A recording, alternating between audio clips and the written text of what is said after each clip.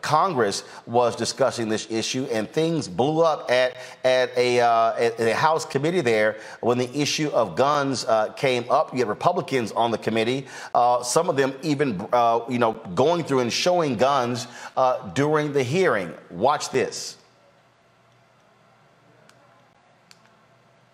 All right, we don't have that video. Actually, I'm going to have a video for you in just a second, just so you can understand really what took place in today's hearing and just how absolutely crazy it was. It was a House Judiciary hearing that would raise the age limit for purchasing a semi-automatic rifle from 18 to 21. Now, keep in mind, it was lowered even in Texas. Now, the bill would also make it a federal offense to manufacture or possess large-capacity magazines and would create a grant program to buy back such magazines. Now, again, we talk about these particular issues that are happening in the country.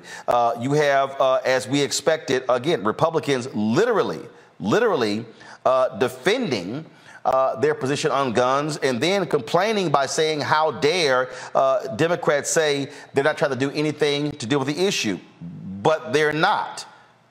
They're not. And this is what we're dealing with here. And just so you understand, what took place in today's hearing, which was unbelievable, you had one particular member of Congress who was showing weapons, was like literally showing the weapons during the hearing, and was complaining about the type of magazines that would be banned. Then you had Louie Gohmert of Texas, who really is one of the dumbest members of Congress, who was just so upset at what was being said in the hearing. Just listen to this nonsense, y'all. And accuse Republicans of being complicit in murder, and that we put our right to kill over others' right to live,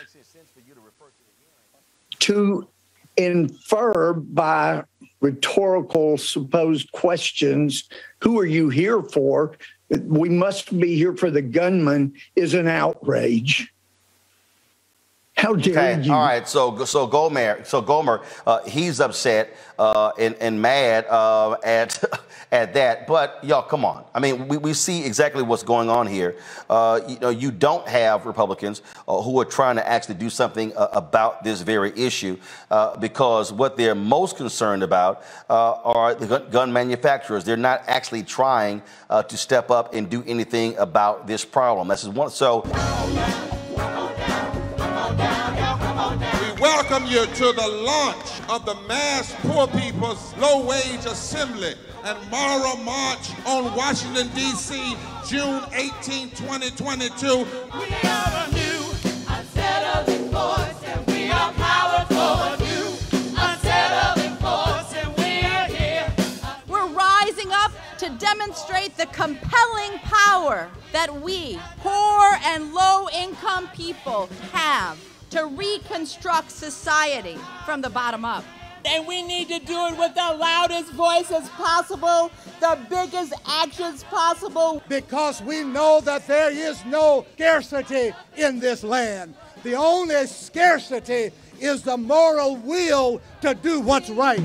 Hold on, just a little while longer. We are those with sub-minimum wage jobs who can't afford sky-high rent. People with disabilities are the fastest growing minority group. It's crazy to me that in 2021, it's still legal for workplaces to pay a sub-minimum wage to people with disabilities. There are still so much trial and tribulations that we go through as Indigenous people. We can't get a decent wage to sustain ourselves, nor can we get adequate housing. Veterans across this nation say enough is enough. We can't pat essential workers on the back on one day and then cut their health care the next day. Health is a political choice. What more do I need to do to prove that my voice is just as valuable as anyone else's? There are still forces in denial that would try to slow walk our transition to a clean economy and a just future for us all. We have an immoral system run by immoral people. But together we walk and we walk and we fight. It's time for a change. Reconstruyamos esta gran nación. See, we are people of resilience. As we fight these interlocking injustices together, when we work together, mobilize together, and rise together, we become a voice for the voiceless, and we become an agent of change in a time where great change is needed. We need the third Reconstruction to ensure that deaf people, people with disabilities, and all people can have the right to live and to thrive. We know what they are doing, but the question is, what are we going to do? Reconstruction begins when we change our mentality and say it's time for you to get your foot off of my neck.